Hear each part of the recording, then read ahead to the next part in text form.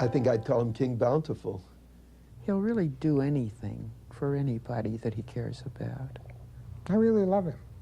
If we have a problem here, financial problem here, Allen is one of the first people we turn to. He's a different guy. He's a different animal. And when I say animal, he's an animal.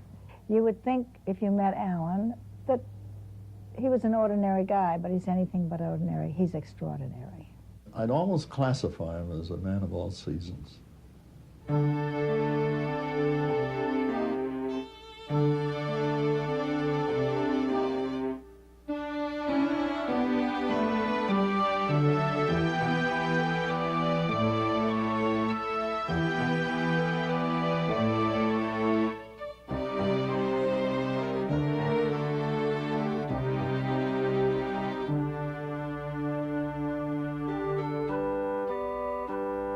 To some of us, he's known as Uncle Al. To others, he's the Donut Man. But Allen Ziegler might be most accurately described as a tzaddik. A tzaddik in Jewish tradition is a righteous man who by his example brings others closer to righteousness. Allen's dedication can be seen in the abundant support he gives to the entire community. Allen is that unique person who both gives out of a sense of charity, a sense of love and concern, and also a sense that this is the right thing to do. Allen is, I would say, a tzaddik certainly in the sense that he's a righteous individual. I mean, a man who recognizes what his responsibilities are, and a man who basically, he enjoys giving. To better understand Allen Ziegler, we must first look to his roots. His parents, John and Eva, both left their native Lithuania before the turn of the century. They met each other in Chicago, where they fell in love and married in 1902. My father apparently had heard about free land in North Dakota. He had heard about homesteads, and so he went and applied for a homestead, and they gave him one in the lousiest part of North Dakota. It was a little dinky place called Antler. He didn't know wheat from corn or barley or anything, and it was rocky as hell. In the midst of hardship and isolation, the Zieglers found comfort at the small synagogue in nearby Minot. During the 10 years Eva and John stayed in Antler, Paul, Ruth, and Ray were born. The family then decided they'd had enough of farm life and returned to Chicago, where Carolyn and Allen came into the family. As a child, I remember him being very, a good kid. He wasn't into mischief all the time like a lot of young boys are. He wasn't tall enough to suit me. And when he was really quite a young boy, I used to get him by the chin, try to push him up. I thought this would make him grow taller if I kept pushing him up toward the ceiling. Of course, I'm sure it worked because eventually he became quite tall. I had a library, a branch library on Malabar Street when I was 7 years old, and he'll help me to schnorr the books to go into library. If he weren't in business, he could make a marvelous career as a professional schnorrer, because he does it so well, because he does everything well. In 1918, John and his oldest son, Paul, went to Los Angeles, bringing the rest of the family out 4 years later and settling in Boyle Heights. Pretty soon I was going to the Breed Street shul. They wanted to make a cantor out of me because my voice hadn't changed yet. I went to Talmud Torah to Cheder, in this building right here, in this schoolroom, in the middle of the 1920s, about 1925 and 1926, right in there, where the kitchen is now. Oh. Allen's afternoons at Hebrew school were just the start of his lifelong connection with Judaism. I think had he been put on the path as a young man rather than going into business, but maybe directed towards rabbinical study, I think he could have been a rabbi, and I think he would have been a very good one. He wouldn't have had the hard edge of being in business. He would have had that whole other side of himself, that softer edge that really cares about people and wants to help other people.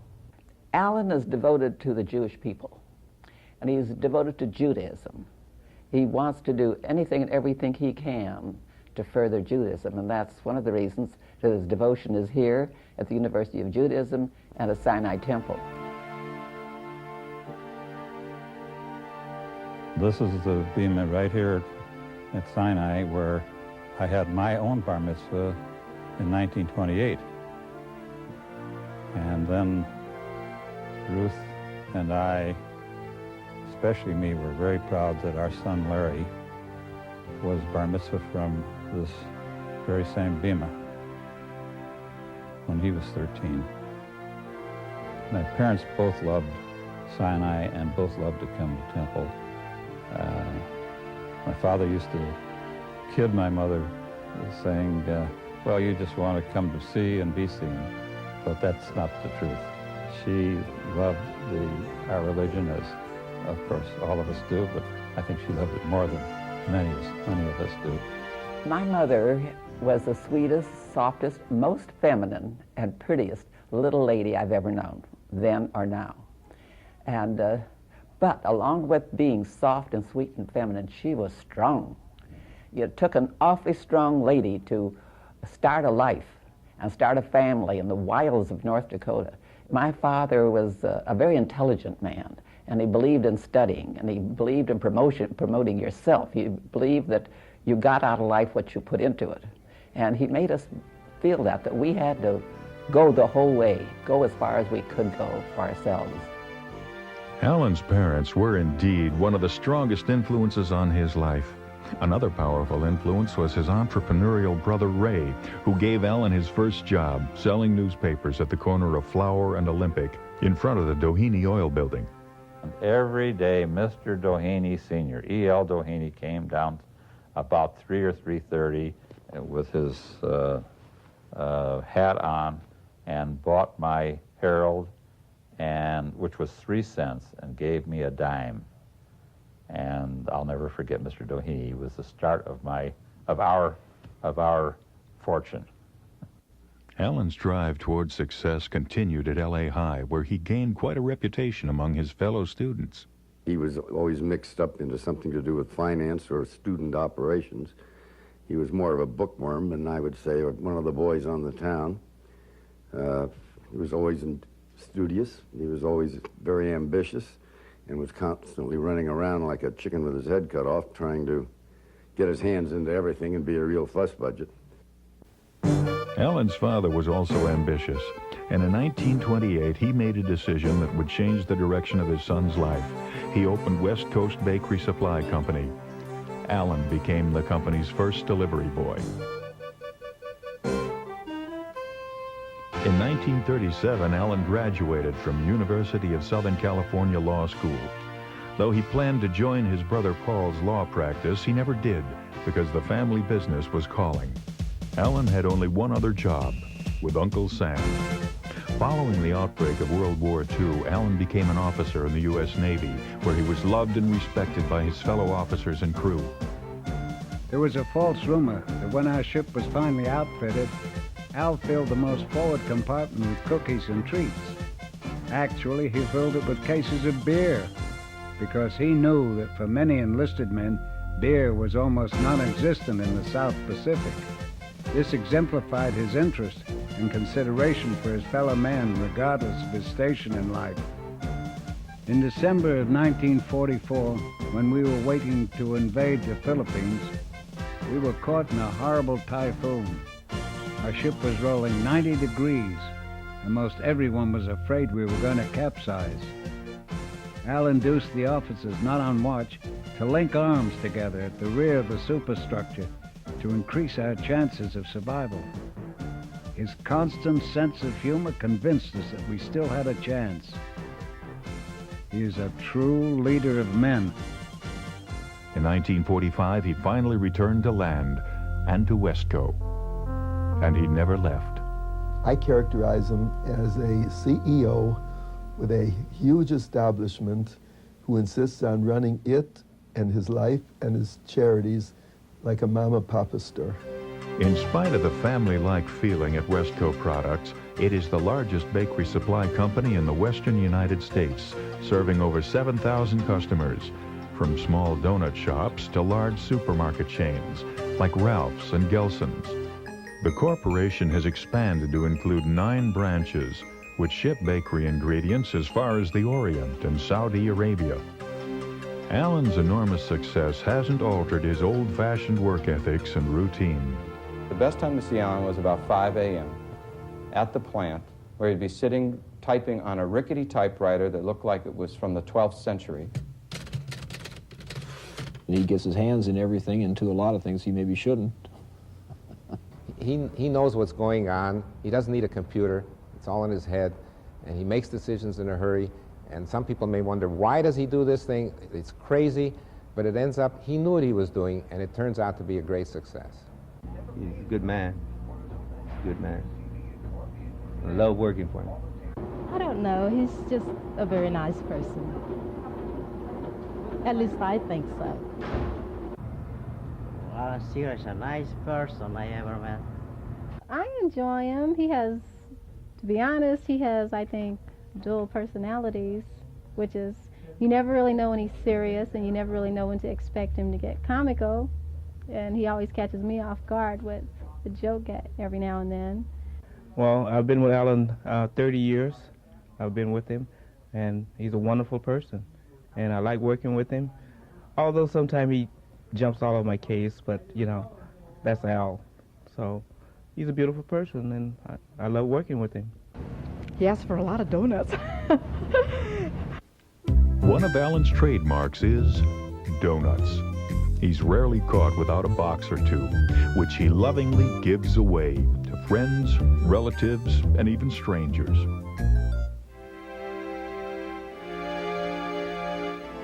Allen has been coming home to the same remarkable person for almost 49 years. It was 1939 when he first met Ruth Bernstein. We had a date, and then we didn't see each other for 2 years. I liked her from the start. I don't know why I spent 2 or 3 years. Yes, I do. I think I do. I wasn't ready. He was too good. They finally married in June of 1941 and have been supporting each other's interests and commitments ever since. I think that I am a very lucky person, and that I have had maybe not a charmed life, but it's certainly been a pleasant one and a happy one, and Ruth is the major reason for it. Allen is an easy person to be around. He's not very demanding, and he's almost never in a bad mood, which I don't understand at all, because I am. What I'd really like to say, Allen, you're a bum. Why I love you, I don't know. The nicest part of your whole family is Ruth. Believe me. And Ruth will tell you that. She's a peach, and she's got a great sense of humor, and a very, very wonderful person, in my opinion. You know, everyone praises Allen, and I've known Ruth as long as I've known Allen. I don't feel that Allen would be doing half the things, or any of the things that he has done, without the total support of his wife. People think of Allen does this and Allen does this. That isn't what happens. I mean, it's a partnership. Allen may be out front, but Ruth is really pulling the strings. She's quite a woman, a woman of valor, really. The joy that Allen derives from both his family and religion allows him to express his tremendous commitment to philanthropic concerns. When Sinai traditionally had their fund appeal, I was sitting next to my mother, and my mother turned down her card, and then she took her elbow and gives me a push like this with her right elbow, and she says, "You could give a little too." So I did. I pushed down the lowest figure I could find, which was $50. And that was my recollection of my first charitable act, at least as far as Sinai was concerned. When the time came to build Sinai Temple, Allen and Ruth wanted to build a new home. They deferred building their home in order to give the money to Sinai Temple so that Sinai Temple could get built. I mean, that's the kind of people they are. A lot of people make money, but they keep it. Al shares his, and I admire that very much about him.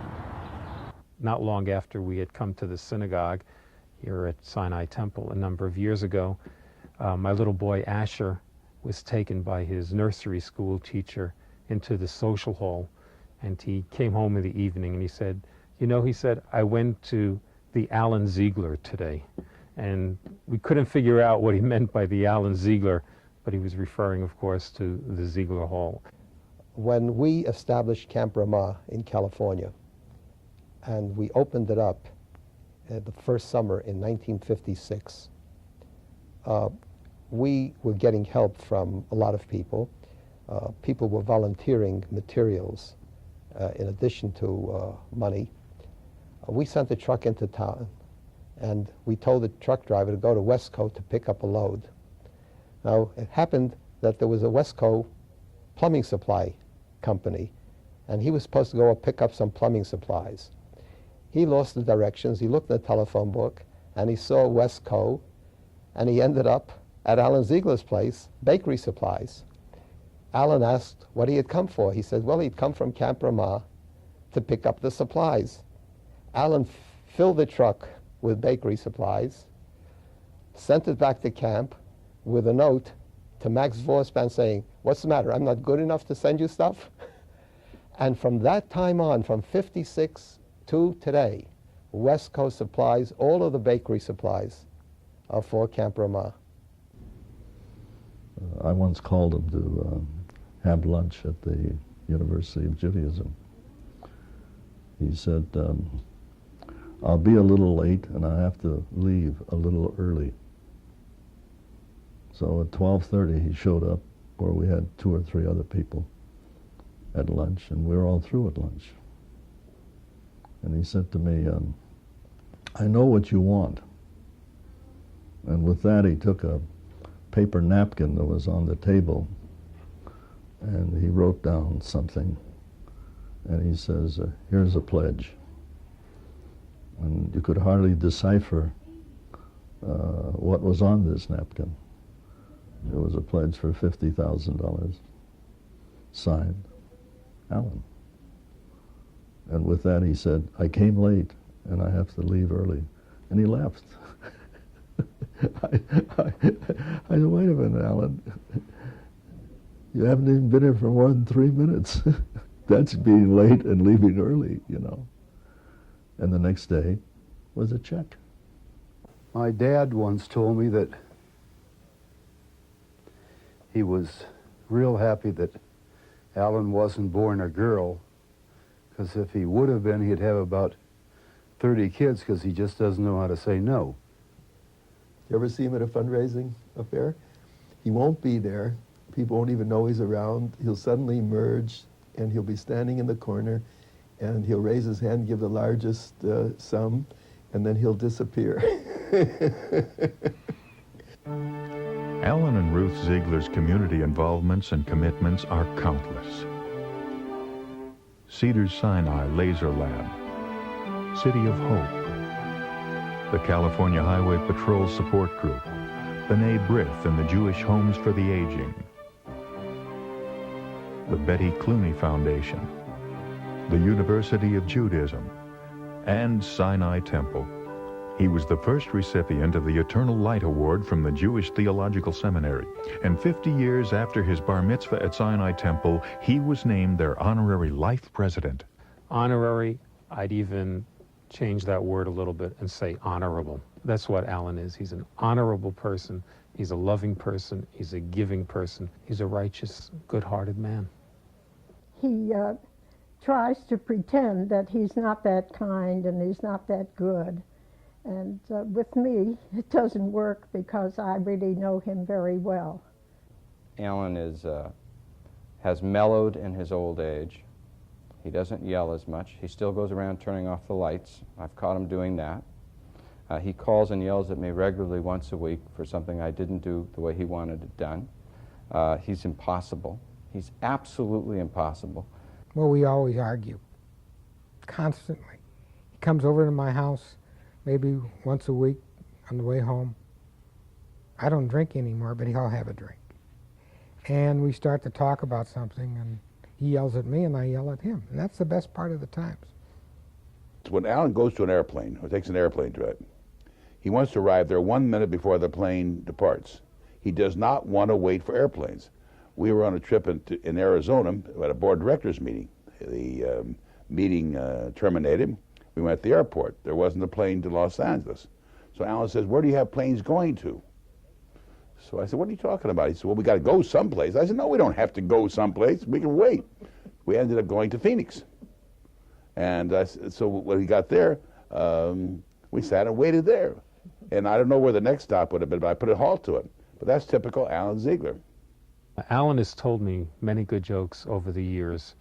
Unfortunately, I can't use all of them from the Bima. Allen sends us donuts and fruit cakes and cookies, all kinds of fattening These, things. of course, are rejects. that I should never eat. These are things that should not have been allowed out on the public. But he sent them to us, but nobody else will take them. But if you want to know about sympathetic, sensitive, loving, caring people, it's Ruthie and Allen Ziegler. And of course, when I lost Milton, my first phone call went to Allen. And he shared and was very sympathetic and supportive, and has been. It's just 2 years now. The sad thing about the relationship is that it's so very, very difficult to reciprocate. And we found out over many years ago that the way to reciprocate was just to give him our love. To be a friend of his, one has to be proud. He's a very thoughtful, kind gentleman, and I love him dearly. I wish the good Lord, he can keep him alive longer, because you don't see too many persons like him.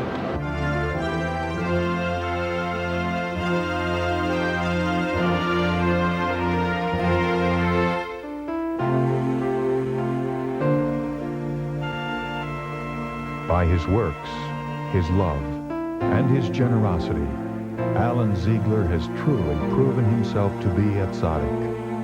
And it is our privilege tonight to thank and honor Allen for the spirit that is an example for us all.